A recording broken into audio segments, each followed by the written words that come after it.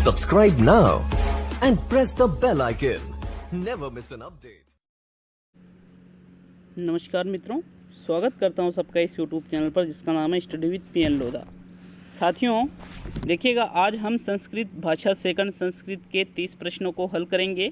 कलाम academy का जो ये पेपर लिया गया था उसके 30 प्रश्न। सुबह मैंने साइकोलॉजी का टेस्ट नंबर 43 डाला है, अगर नहीं देखा है तो उसको एक बार ज़रूर देखें। ऑफिशियल आंसर की इसकी आ चुकी है। जो मैंने पहले 3 पेपर सोल्व कराए थे तो लगभग 90 क्वेश्चन में से 5 से 7 क्वेश्चन चेंज हुए हैं, जो कि मैंने पहले ही बोला था। बट उस ऑफिशियल आंसर की में भी 2-4 प्रश्नों में तो मिस्टेक है साथियों, जो कि उन्होंने अलग माने हैं और वास्तव में उसका आंसर अलग है। तो चलिए यहाँ पर हम 30 प्रश्नों को हल करने वाले हैं। अगर आपके भाषा पृष्ठ संस्कृत हो तो भी इन 30 प्रश्नों को जरूर करें। मतलब कोई सी भी अगर आपके भाषा में संस्कृत है तो आपके लिए ये पेपर बहुत ही शानदार रहने वाला है मित्रों। तो चलिए वीडियो को शुरू करते हैं। ये यहाँ पर एक गद्यांश दे रखा है जिसमें से 61 से 65 तक प्रश्न पूछे जाएंगे। तो आप इस गद्यांश को अच्छे से वीडियो को रोक करके अच्छे से अध्ययन कर लेना साथियों। 61वां क्वेश्चन यहाँ पर है, सूचयतु इत्यत्र लकार पुरुष वचनस्य चिनुत। मतलब ये जो सूचयतु है इसमें कौन सा लकार है, कौन सा पुरुष, कौन से लकार के कौन से पुरुष में, कौन से वचन में ये है। लोट लकार प्रथम पुरुष एक वचने, लोट प्रथम पुरुष बहुवचनम, विधिलिंग प्रथम पुरुषे एक वचनम और लट प्रथम पुरुषे एक वचनम। तो साथियों यहाँ पर देखिए, जो ये सूचयतु शब्द है ये लोट लकार के अंतर्गत आएगा। लोट लकार में भी पहला या दूसरा, तो ये प्रथम पुरुष का एक वचन रूप है। प्रथम विकल्प आपका यहाँ पर सही है साथियों 61वें में। नेक्स्ट प्रश्न नंबर 62वां क्वेश्चन है, तत्र काक है पतन्या सह वस्ती। इसमें रेखांकित पदे विभक्ति रस्ती। इस रेखांकित पतन्या जो शब्द है इसमें कौन सी विभक्ति है, प्रथमा, तृतीया, पंचमी और षष्ठी। तो साथियों पतन्या शब्द में यहाँ पर तृतीया विभक्ति का प्रयोग हुआ है। सेकंड विकल्प आपका यहाँ सही है। देखिएगा, इसके शिक्षण वीडियो के क्वेश्चनों को मैं बहुत ही शानदार समझाने वाला हूँ। बाकी व्याकरण के कुछ प्रश्नों को भी अच्छे से बता दूंगा मित्रों। उक्तवान इत्यत्र प्रत्ययो विद्यते। उक्तवान में कौन सा प्रत्यय लगा हुआ है, कत्वतु, वतुप, शानच और वान। तो साथियों वान आ रहा है तो उक्त वान आ रहा है तो यूं नहीं कि वान प्रत्यय लगा दो साथियों, इसमें शानच और वतुप भी नहीं बल्कि इसमें कत्वतु प्रत्यय लगा हुआ है। यहाँ पर आपका प्रथम विकल्प सही है 63 में। चलिए नेक्स्ट आगे बढ़ेंगे प्रश्न नंबर 64 पर।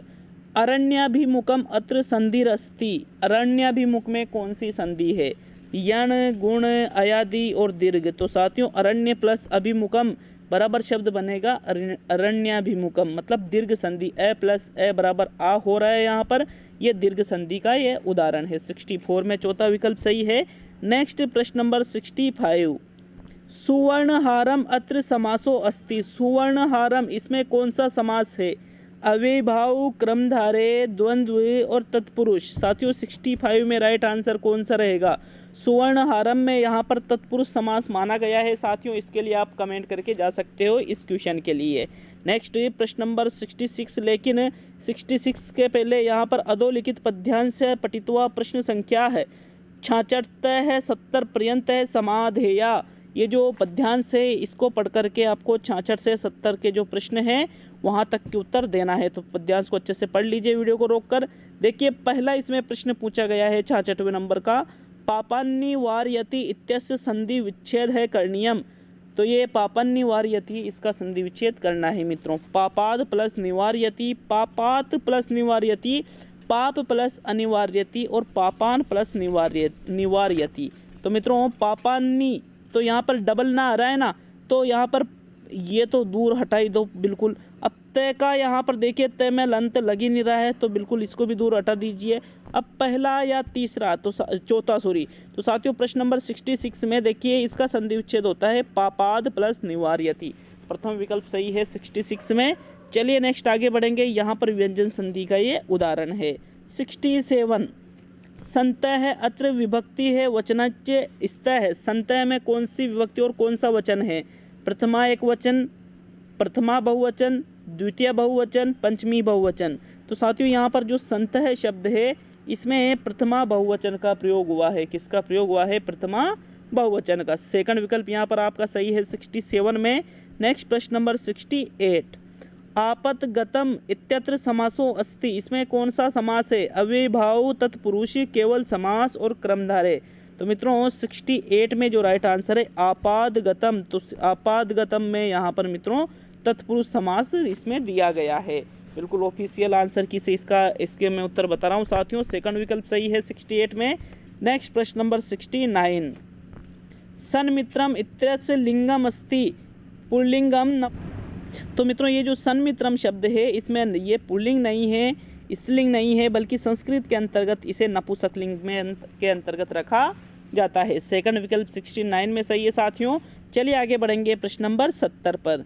श्लोक अस्मिन् छंदः वर्तते मालिनी भुजंग प्रियातम वसंत तिलका और शिखरिणी। तो साथियों वापिस श्लोक को देखिएगा अच्छे से, आप वीडियो को रोक करके, ये ठीक है, ये श्लोक अच्छे से देख लीजिए। इस श्लोक में कौन से छंद का प्रयोग हुआ है अच्छे से देखिए, वर्णों को गिनिए कितने कितने वर्ण हैं, कौन कौन से इसमें नियम लागू हो रहे हैं साथियों, कौन से छंद के। तो इसका जो राइट आंसर है, वीडियो को आप रोक सकते हो, मैं इसका राइट आंसर बता देता हूं साथियों। 70वें क्वेश्चन में आपके राइट आंसर रहेगा वसंत तिलका। उपरोक्त जो प्रश्न है इसका सही आंसर वसंत तिलका होगा। तो थर्ड विकल्प आपका प्रश्न नंबर 70 में सही है। चलिए आगे बढ़ेंगे प्रश्न नंबर 71 पर। जय वर्णस्यो उच्चारण स्थानम अस्ति, तालु है, कंठय है, मुर्दा और नासिका। तो झ किस में आता है? चे चम्मच वाली लाइन में, चे छे छे छे जय।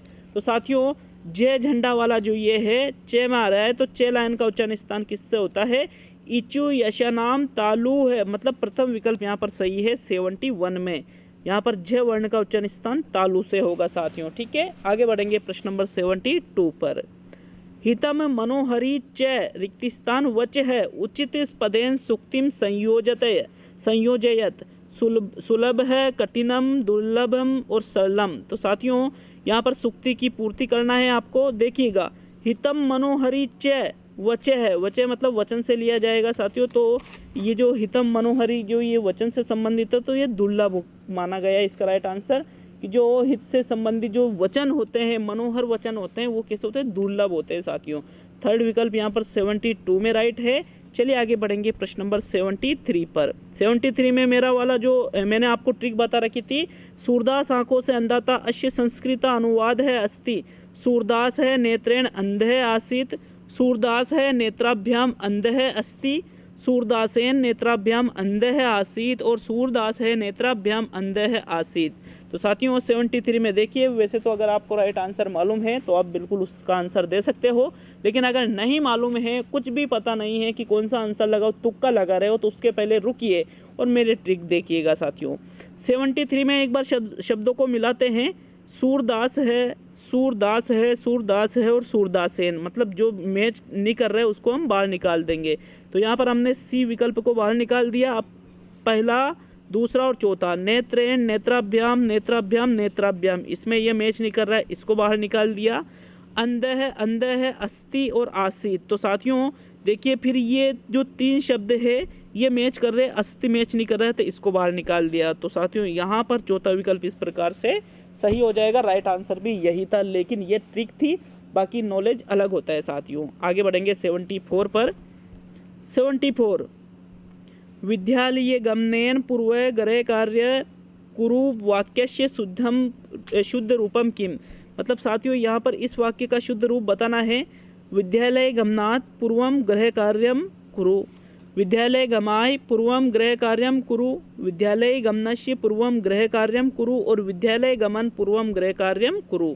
तो साथियों इसका जो शुद्ध रूप है देखिएगा, पूर्वम पूर्वम गृह कार्यम, इसमें यहाँ पर ट्रिक काम नहीं करेगी। तो साथियों इसका जो राइट आंसर है 74 में वो रहेगा आपका प्रथम विकल्प, विद्यालय गमनात् पूर्वम गृह कार्यम कुरु, क्योंकि सारे में एक ही शब्द चेंज है, बाकी सारे एक जैसे हैं, तो फिर वहाँ ट्रिक काम नहीं करती है।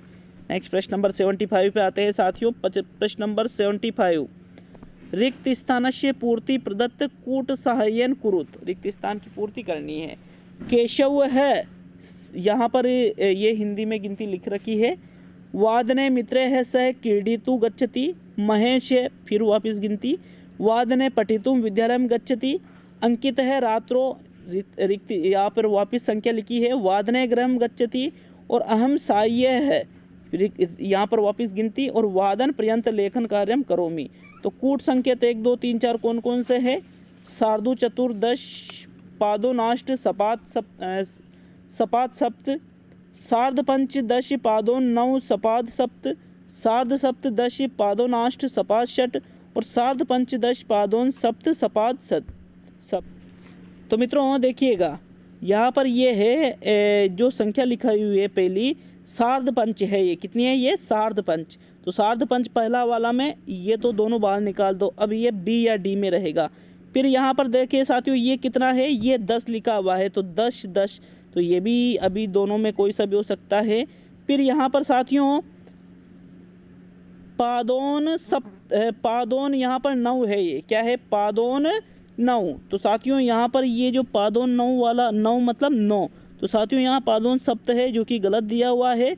सपाद सप्त ये तो दोनों में सेम है। पादोन 9 यहाँ पर इन्होंने तीसरा वाला गलत दे दिया, इसलिए सॉरी यहाँ पर पादोन सप्त यहाँ पर गलत दे दिया, इसलिए पादोन 9 वाला सही है, मतलब बी विकल्प इसमें 75 में सही रहेगा। चलिए आगे बढ़ेंगे प्रश्न नंबर 76 पर। भाषा रहस्यम इत्यस्य रचनाकारो अस्ति। भाषा रहस्यम का रचनाकार कौन है? डॉक्टर श्याम सुंदर दास है, भोलेनाथ तिवारी, लुईसम महोदय और स्वीट महोदय। लुईस महोदय और स्वीट महोदय। तो साथियों प्रश्न नंबर 76 में राइट आंसर है। देखिए भाषा रहस्य के जो रचनाकार है वो डॉक्टर श्याम सुंदर दास है साथियों। प्रथम विकल्प 76 में सही है। नेक्स्ट प्रश्न नंबर 77। तो साथियों 77 देखिए अच्छा क्वेश्चन था। यदा प्रथमम काष्ठे फलके व निर्मितेषु वृहद अक्षरेषु छात्रः आंगुल्याः संचलनानस्य अभ्यास क्रियते तदा लेखनस्य शिक्षणस्य अयं विधि है भवति।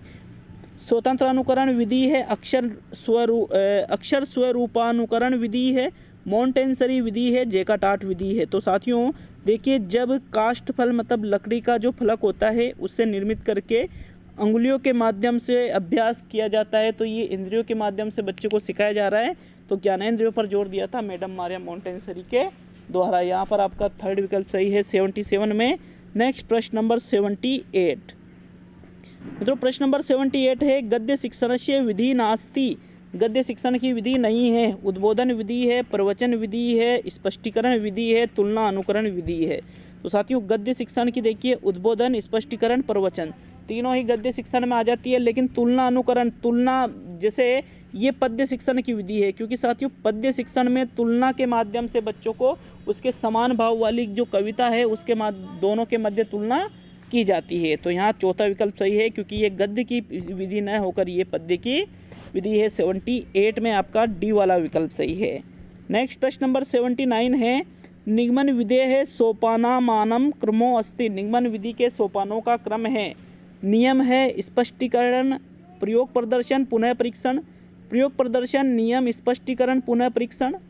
नियम, प्रयोग प्रदर्शन, स्पष्टीकरण, पुनः परीक्षण और नियम, स्पष्टीकरण, पुनः परीक्षण और प्रयोग प्रदर्शन।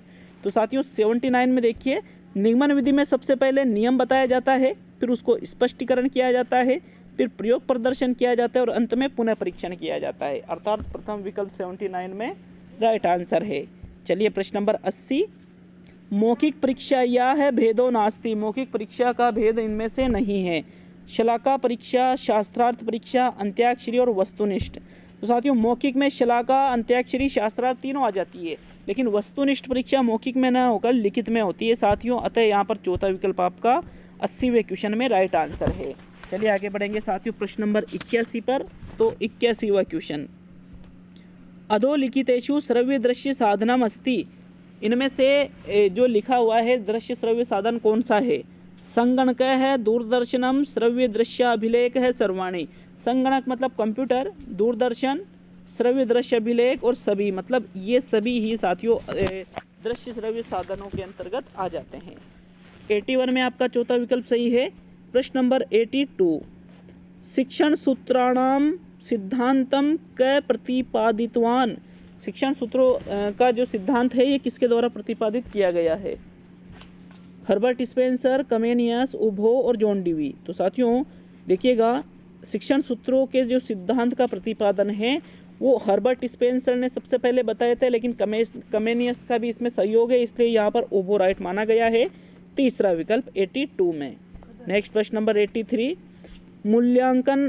मूल्यांकनम अस्ति, इनमें से मूल्यांकन है उद्देश्यनिष्ठ प्रक्रिया, व्यापक प्रक्रिया, सतत प्रक्रिया और सर्वमपि, इनमें से सभी। तो साथियों मूल्यांकन को उद्देश्यनिष्ठ प्रक्रिया, लगातार चलने वाली प्रक्रिया और व्यापक प्रक्रिया माना जाता है। मतलब ये सभी राइट आंसर रहेगा 83 में चौथा विकल्प।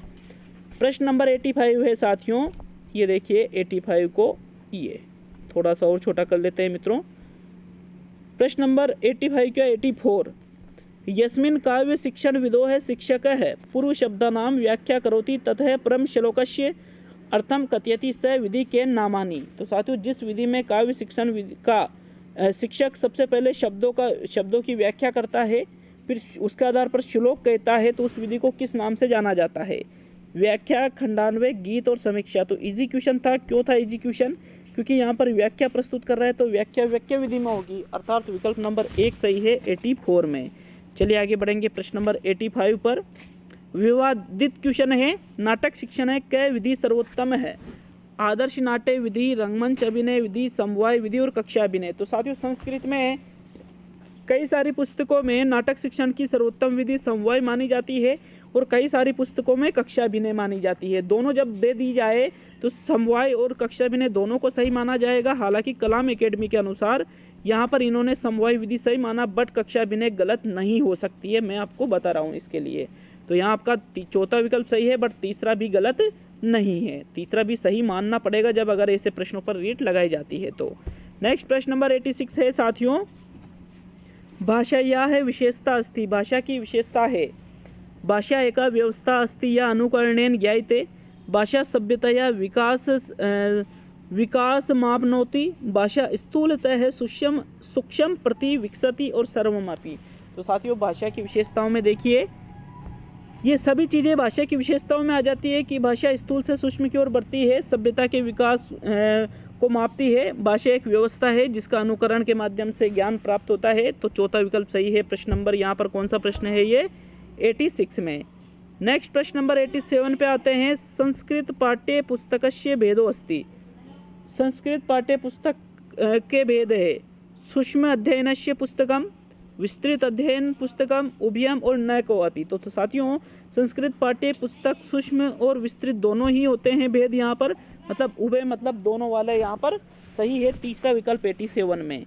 नेक्स्ट प्रश्न नंबर 88 पे आते हैं, मौन पठनस्य उद्देश्यम वर्तते, मौन पठन का उद्देश्य है। छात्रेषु स्वाध्यायस्य परंपरायाः विकसनम, छात्रेषु अर्थग्रहण क्षमतायाः विकास है। अवधान केंद्रीकरणस्य क्षमताया विकास है और सर्वमपि। तो साथियों मौन पठन का उद्देश्य अवधान केंद्रीकरण क्षमता का विकास करना, स्वाध्याय की परंपरा का विकास करना, अर्थग्रहण क्षमता में को बढ़ाना, मतलब यहाँ पर सभी चीज़ें ही मौन पठन के उद्देश्य के अंतर्गत आ जाएगी।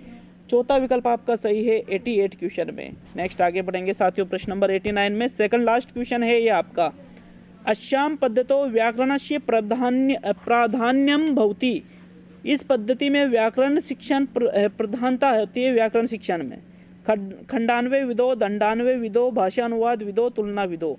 तो इनमें से कौन सी विधि में व्याकरण शिक्षा की प्रधानता होती है? तो साथियों इसमें जो देखिएगा खंडान्वय, भाषानुवाद, तुलना या दंडान्वय। राइट आंसर इसका है साथियों दंडान्वय विधि में व्याकरण अनुवाद विधि की प्रधानता होती है। यहाँ पर आपका व्याकरण शिक्षण वाला सेकंड विकल्प।